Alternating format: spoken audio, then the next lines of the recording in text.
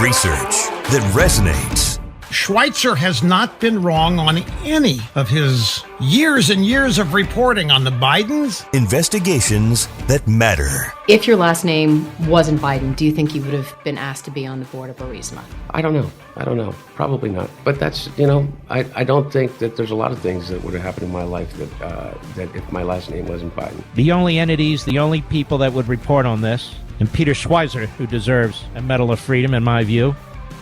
This is The Drill Down with Peter Schweizer. Hello and welcome to The Drill Down, where we relentlessly expose cronyism and corruption and the abuse of power in Washington, D.C. Normally, the person you hear speaking immediately is Peter Schweizer. Peter Schweizer is out this week. He's giving very important speeches to very important people.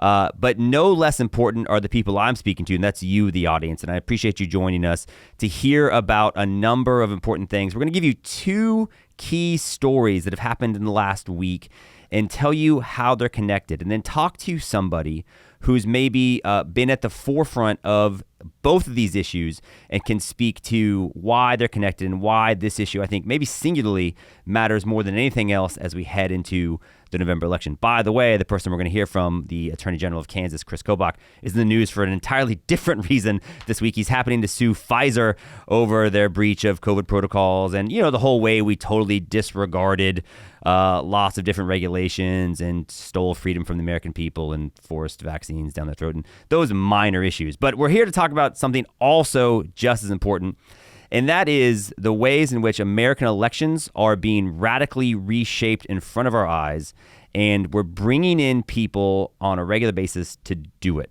So we're going to give you two stories and talk about how separately they might not seem connected, but I think they're part of a much larger narrative that's been unfolding for maybe the better part of a decade.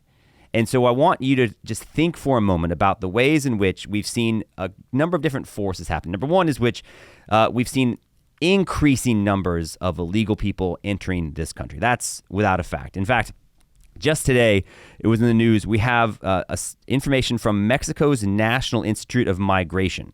And they said that from January to May, across the Mexican border, 1.4 million undocumented immigrants have come into the United States, get this, from 177 different countries. This is Mexico keeping track of these things. They're saying 1.4 million people have crossed Mexico's border, accepting what they're referring to as Joe Biden's open invitation to enter the United States illegally from 177 different countries. Now, that's a lot. It's especially a lot when you consider that there's actually only 193 member states in the United Nations. So as some people have pointed out, virtually the entire world has come into the United States just this year illegally at what they consider to be the invitation of the Biden administration. Now, the Biden administration a couple weeks ago said, okay, maybe we opened the spigot a little bit too much, so we're going to take some efforts to kind of shut things down. There's a big show of cracking down on border and no longer granting asylum to various points of entry in which they've been sued by the ACLU and other groups.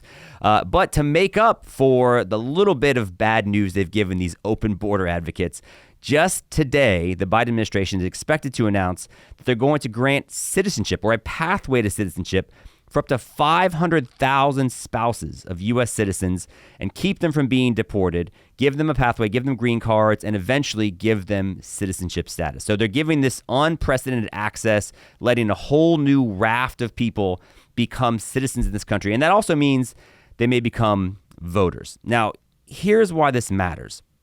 I work on election integrity stuff a decent amount. And I was actually speaking to somebody yesterday about what the effort to try to increase election integrity is going to look like ahead of November. And one of the efforts was actually that we need to get local law enforcement to crack down on illegal immigrants and potentially find some cases of illegal immigrant voting that's occurred, and more on that in a second. And to try to make it in a high-profile way that lets the illegal immigrants know that, hey, this is not an okay thing to do. No matter what you're hearing from these nonprofit groups that are giving you asylum, potentially registering you to vote, and or encouraging you to drive you to the polling place to cast ballots, which, by the way, will imperil your ability to become a citizen down the line. This is something that law enforcement is going to take seriously. It's something that law enforcement has taken seriously in the state of Florida. It's something that law enforcement has taken seriously at times in the state of Texas. And so there's an effort to say, hey, we just need to create public awareness that it's not okay for non-citizens to vote. That may actually be the biggest thing we can do for election integrity efforts. So when you then have the news that the Biden administration is saying, hey, look, this is good. You're welcome here. We're going to create a pathway to citizenship for you. We're not going to kick you out. It's only going to add to the narrative, according to some people, that may actually increase the likelihood that we see an influx in illegal voting. And we know illegal voting occurs. So that was story number one. Story number two is this.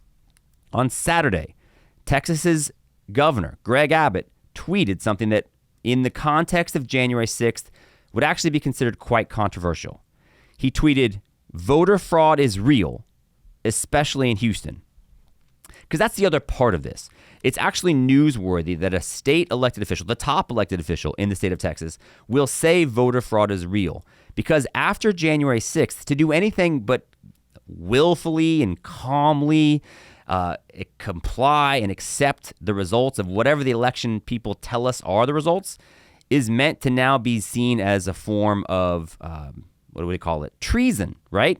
You're a traitor. It's no longer patriotic to say, wait a minute, I want to make sure that every legal ballot that was cast gets to count legally.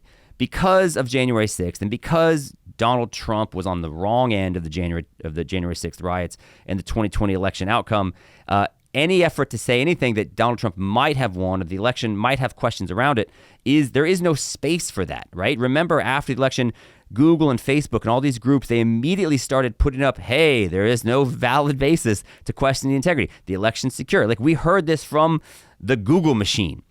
So for the governor of Texas to say voter fraud is real, especially in Houston, is maybe indicative of a newfound courage and bravery to speak out against illegal voting. Now, the reason why he did that is because we actually had a judge in Texas order a new election for a judicial race, because they actually went back, and this happened in 2022, and this just speaks to how long it takes to figure some of this stuff out. But just last month, this judge says, no, you need to have a new election because an election that occurred in 2022 was found to have 1,430 illegal ballots cast in the race, right? Now, this is an election that only had a margin of victory of 450 votes. So they found, after a long analysis, and by the way, it takes a long time to figure out how many illegal ballots get cast in these things, which is why figuring out illegal voting on the back end is not a sustainable way to keep it from happening and to overturn a presidential election, let alone a high-level state election. But they found in Harris County, 983 votes cast were invalid because people lived outside of the designated area. They had 445 voters that didn't have a valid form of photo ID, and they had 48 mail-in ballots that lacked the required signature. Now, remember, in states like Pennsylvania and elsewhere, in 2020, there were lawsuits to say, no, it doesn't matter if it's time-stamped after the deadline. It doesn't matter if there's a signature or not. We should take all the ballots. In 2020, we wanted all the things because we totally changed the way we did election. So the point is, you've got this increase in illegal immigration. You've got a new study that says we've got 1.4 million from 177 different countries coming in. You've got Joe Biden says, hey, if you're here illegally, don't worry, we got you. And you now have more documented proof of election integrity issues happening. You got voter fraud documented and proven to be happening in the state of Texas. And I think these two issues are combining in this way. For the last decade, there's been an effort to say, hey, we know that we have major problems in terms of how we cast ballots in this country. We knew that mail-in balloting was the least secure. You had bipartisan commission. Even Democrats would admit that's not the best way to do it. And then COVID happened and let's just do it. Let's just see what happens, right? And then you said, well, maybe we shouldn't do that. No, you're bad. So we now allow ballots to be cast in the least secure way possible, and you have more illegal immigrants than ever who are incentivized because of the left to try to then get them to vote. And oh, by the way, you have Joe Biden's effort to leverage the federal government and encourage people like welfare and the college campuses to register people to vote regardless potentially of the legality of their status. And it all kind of adds up to, I think, a very dangerous and potentially toxic combination for our democracy. That's where we are right now. Those are the things from the news, and that's what's shaping it. And so I'm very excited to bring in the Attorney General of Kansas, Kris Kobach, because I think he uniquely can speak to both disparate aspects of this story and how it will shape what's happening in the future. Here to talk about all of it is maybe the perfect person to discuss this merger of the increase in the vulnerability and election integrity in this country and the increase in rampant illegal immigration across the southern border and elsewhere. It's the current Kansas Attorney General, Kris Kobach. Mr. Attorney General, thank you so much for joining us today. I want to just get your thoughts quickly on what you see happening in the relationship between the influx of illegal immigration in this country. You had Joe Biden's executive order that's coming this week in which he's going to grant citizenship status eventually to spouses who are here illegally, and his leveraging of the federal government to register voters regardless potentially of the legality, and their efforts to keep American elections from becoming more secure. What do you see happening to our country, both in terms of the requirements to be a citizen and the potential vulnerabilities in our election system that determines who gets to make those rules? Well, first, let me say that if the president proceeds with some sort of executive order attempting to grant citizenship or legal status to illegal aliens in whatever category they may be, including spouses of citizens, Kansas will absolutely lead a lawsuit, and I'm sure will be joined by other conservative state attorneys general to stop it. He has no authority under law to do this. And this has been a repeating pattern of the Biden administration when it comes to immigration. They don't have authority under law to do a whole host of things, and that they just proceed anyway. And the attorneys general have been the last line of defense, and that's why you've seen so many lawsuits brought. And I have to give credit to my colleague, Attorney General Ken Paxton of Texas, for bringing many of those. But Kansas will absolutely challenge this. We are also going to be challenging Biden's effort to give Obamacare to illegal aliens, which is all about giving them an incentive to stay in this country. But these two issues are linked. And that's one of the reasons why in my career I have worked so hard in both areas, illegal immigration as an attorney and election integrity when I was Secretary of State of Kansas. They are linked because the left, and in this case the Biden administration, has taken several illegal steps that started on Biden's first day in office with a series of executive orders to open the border to illegal immigration and then to encourage the illegal aliens to stay in this country. And there's simply no denying that fact. Certainly there's no denying that they have totally reduced all of the deterrence and have taken away the Border Patrol and ICE's ability to stop people coming in. It made it very difficult for ICE to deport people with various illegal guidelines that they have issued to ICE. Now, how they're going to try to keep them to stay, I think that's the Obamacare piece. They're trying to give the illegal aliens benefits. And then that brings up the question of why. And many Democrats have acknowledged that they would like to see these individuals who have come in illegally into the country become citizens and start voting. And so there is, and don't take my word for it, take their word for it. And I think you could do a quick Google search and see many statements where they've acknowledged that. And that's that's the really, really disturbing part, is you bring in people in violation of law in order to start voting in our system so that American policy can be changed, not by persuading Americans to change policy, but by bringing in new voters who will override the vote of Americans in changing that policy. And so that's why you see in Democrat-controlled jurisdictions, not all of them, but in some, you see an effort to give illegal aliens the vote, and in some instances, legal aliens the vote.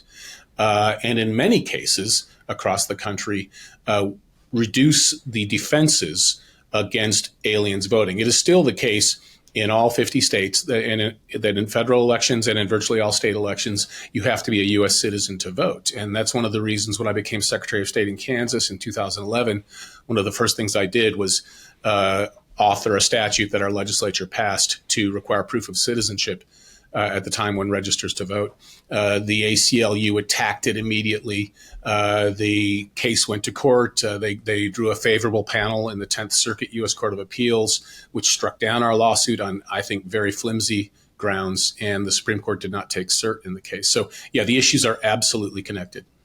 you are no stranger to being fought in your effort to increase the security of American elections. You were the vice chair of the Presidential Advisory Commission on Election Integrity. Donald Trump came to you and said, listen, you've led on this. You've helped shape immigration laws in states like Arizona, Alabama, and you fought against illegal voting elsewhere. One of the things that I talked about in the book that I wrote back in 2018 that you were kind enough to do the afterword for is the fact that Tom Perez, the then head of the Democratic National Committee and former member of the Obama Department of Justice, had worked for an acorn-like entity called Casa de Maryland. Their whole focus was expanding non-citizen voting rights. Of the 15 cities in which non-citizens can legally vote in municipal elections, 11 of them are in the state of Maryland because of the work of people like Tom Perez, who's so directly linked to the Obama DOJ. It's a big story.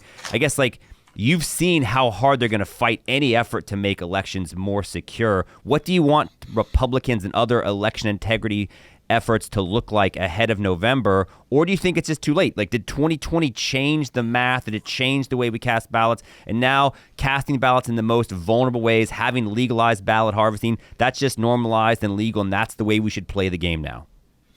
I don't think it's too late. I'm troubled by the fact that most of the states where there appeared to be some changing of the rules because of COVID, most of those states did not have a legislature in place that was willing to correct those changes and increase election security. Georgia did, and of course the Georgia legislature after the 2020 election moved to tighten up its election rules. And they lost the Major League Baseball All-Star game as a result of that, right? I mean, that's what happens. We're going to take it seriously. They almost moved Coke and Delta out of Georgia because of that.